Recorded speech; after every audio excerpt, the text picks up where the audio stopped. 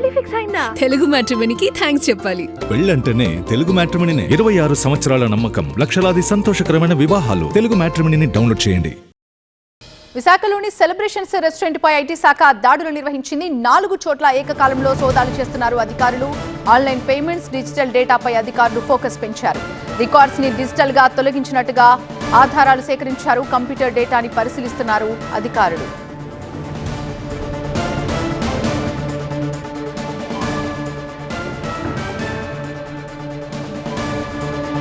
విశాఖలోని celebrations restaurant పై IT శాఖ దాడులు నిర్వహిస్తోంది. 4 చోట్ల ఏకకాలంలో సోదాలు చేస్తున్నారు అధికారులు. ఆన్లైన్ పేమెంట్స్, డిజిటల్ డేటాపై అధికారులు ఫోకస్ పెంచారు. రికార్డ్స్ ని డిజిటల్ గా తొలగించినట్టు కూడా ఆధారాలు సేకరించారు. కంప్యూటర్ డేటాను సైతం పరిశీలిస్తున్నారు అధికారులు. నెల్లూరు వెంగమాంప రెస్టారెంట్ లో కూడా దాడులు కొనసాగుతున్నాయి. అటు రాజమండ్రిలో కూడా ఐటీ అధికారుల సోదాలు కొనసాగుతున్నాయి.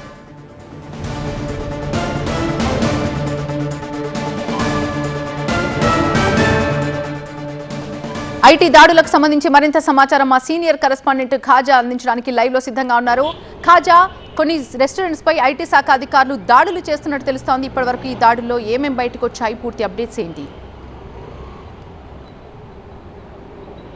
ఖచ్చితంగా ఈ అమ్మకాలు జరుగుతున్నప్పటికీ దాని ఆర్థిక వ్యవహారాల విషయంలో కొన్ని లోపాలు, మోసాలు జరుగుతున్నట్టుగా ఐటీ శాఖ గుర్తించింది. ఇందులో భాగంగా దేశవ్యాప్తంగా కొన్ని రెస్టారెంట్లను గుర్తించి ఆ డేటా ఆధారంగా ఈరోజు ఏపీలోని 3 చోట్ల, ఒకవైపు నెల్లూరు అలాగే రాజమండ్రితో పాటు విశాఖలో కూడా ఐటీ శాఖ అధికారులు సోదాలు నిర్వహిస్తున్నారు. విశాఖలోని ఏకకాలంలో 4 చోట్ల సెలబ్రేషన్స్ రెస్టారెంట్స్పై సోదాలు నిర్వహిస్తున్నారు. ప్రస్తుతం మనం చూస్తున్నాం, ఏదైతే ఇది అక్కేపాలెంలో సెలబ్రేషన్స్ రెస్టారెంట్ ఉందో ఇందులో 3rd ఫ్లోర్లో కూడా ఈ సోదాలు అనేవి కొనసాగుతున్నాయి. కంప్యూటర్ డేటాను శోధిస్తున్నారు. డిజిటల్ పేమెంట్ విషయాలను కూడా పూర్తి స్థాయిలో ఆరా తీస్తున్నారు. అంటే విశాఖలో పెందుర్తి, అక్కేపాలెంతో పాటు ఎన్ఏడి అలాగే మధురవాడ, ఈ 4 చోట్ల సెలబ్రేషన్కి సంబంధించి రెస్టారెంట్లు ఉన్నాయి. ఈ 4 ప్రాంతాల్లో కూడా ఏకకాలంలో ఐటీ శాఖ అధికారులు సోదాలు చేస్తున్నారు. ప్రధానంగా వీళ్ళు అమ్మకాలు చేస్తున్నప్పటికీ ఆ అమ్మకాల రికార్డులను డిజిటల్గా తొలగిస్తున్నట్టు ఆధారాలు సేకరించారు అధికారులు. ఎందుకంటే ఇవి కొంతవరకు కస్టమర్లు ఎవరైతే ఈ రెస్టారెంట్లకు వస్తుంటారో ఇండియన్, చైనీస్, తందూరి వంటకాలు వీళ్ళు వడ్డిస్తూ ఉంటారు. వేరు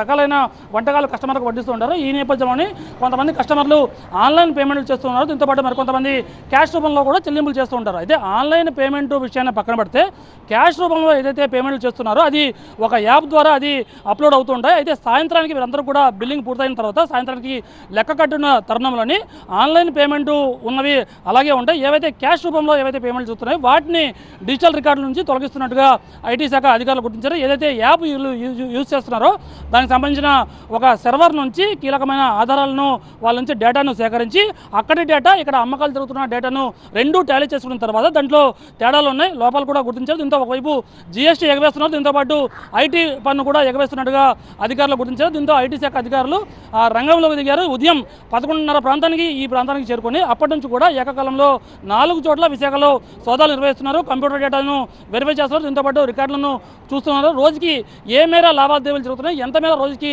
ఆర్థిక లావాదేవీలు కొనసాగుతున్నాయి, వాటిలో లోపాలు ఏ మేర ఉంటున్నాయని దానిపై పూర్తి స్థాయిలో అధికారులు ఆరా తీసే పనిలో ఉన్నారు. కేవలం విశాఖతో పాటు రాజమండ్రిలో బర్కాస్ రెస్టారెంట్, దీంతో పాటు నెల్లూరులో కూడా జరుగుతున్నట్టుగా సమాచారం అవుతుంది. ఓవరాల్గా కోట్లాది రూపాయలు, అంటే వేల కోట్ల రూపాయల ఆదాయ పన్ను ఎగవేస్తున్నట్లు ఈ రెస్టారెంట్, అంటే హాస్పిటాలిటీ రెస్టారెంట్ల ద్వారా ఐటీ శాఖ అధికారులు గుర్తించారు. ఇందులో భాగంగానే పూర్తిస్థాయి ఆధారాలను సేకరించి ఈ సాయంత్రానికి ఒక కొలికి వచ్చిన తర్వాత ఒక ఆధారాలతో పాటు వీరిపై కేసులు కూడా నమోదు చేసే అవకాశం ఉంది. భారీగా జరిమానా కూడా విధించే అవకాశం ఉంది. మొత్తం మీద అంటే ఒక రెస్టారెంట్ నిర్వహించాలంటే దానికి సంబంధించిన ఒకవైపు ఆదాయం ఏదైతే అమ్మకాల ద్వారా వస్తుంది, ఈ ఆదాయం వస్తుందో దానికి సంబంధించిన పూర్తి స్థాయిలో డేటాను ఎప్పటికప్పుడు ఆన్లైన్ చేయాలి, ఆన్లైన్ పేమెంట్లు కూడా నిర్వహించాలి. దీంతోపాటు ఆర్థిక లాభాలు జరుగుతున్నాయో దానికి సంబంధించిన పూర్తి స్థాయిలో బిల్లింగ్ కూడా జరగాలి. ఆ బిల్లుల ఆధారంగానే ఆ జీఎస్టీ కానీ ఐటీ కానీ పన్నులు చెల్లించాల్సి ఉంటుంది. అయితే ఈ నేపథ్యంలోనే ఈ సెలబ్రేషన్ రెస్టారెంట్ పూర్తి స్థాయిలో మోసాలకు పాల్పడుతుంది.